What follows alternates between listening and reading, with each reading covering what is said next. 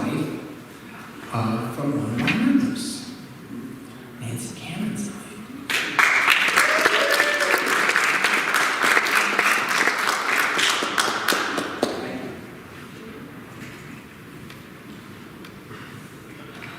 Good morning. Good morning. Can you hear me okay? Yes. Okay. To tithe or not to tithe, that was the question. During my 40s, I found myself single for several years with 2 teenagers and living mostly paycheck to paycheck. I was always struggling.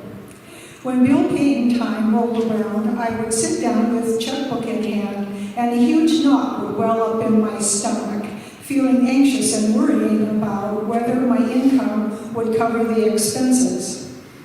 Then, when that was over, I'd breathe a sigh of relief until the next month when I'd do it all over again. I began thinking about tithing, wondering whether it really worked. After all, tithing is as old as the Bible, and surely it must work for some, but does it really? I pondered this since I had no first-hand knowledge. I considered this idea periodically for months, probably for years. I even began to feel guilty for not tithing because that little voice in my head kept nagging at me. Then my job was reclassified and I received a big pay increase. Perfect opportunity to write a new personal budget. Was this the time to pay God first rather than last and write a tithing amount into my spending plan? Did I have the courage? Did I really believe that it could work for me? What if I tried it and it didn't work? Well, I could always scrap that plan and write a new one. Why not, I said to myself, I think it's time to put tithing to the test. I took out a clean sheet of paper and wrote the first line of my new budget, which was 10% of my take-home pay. I worked down the page, including all items, and when I got to the end, I still had some money left over. I was quite pleased. I also began another habit. Every time I wrote a check, on the subject line I would write, thank you, thank you, God is the source. Abbreviated, of course.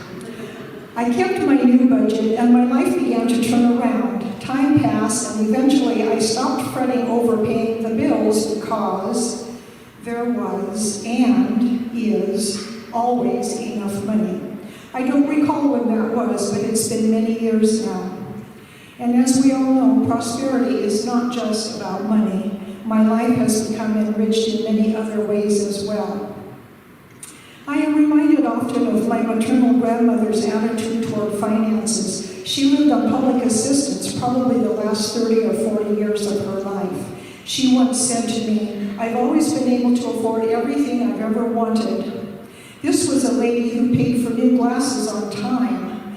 And in case you don't know that term, it means she made a down payment, then made monthly installments to pay off the debt. I have often marveled at her attitude, and I believe she really understood prosperity consciousness, even without recognizing it for what it was.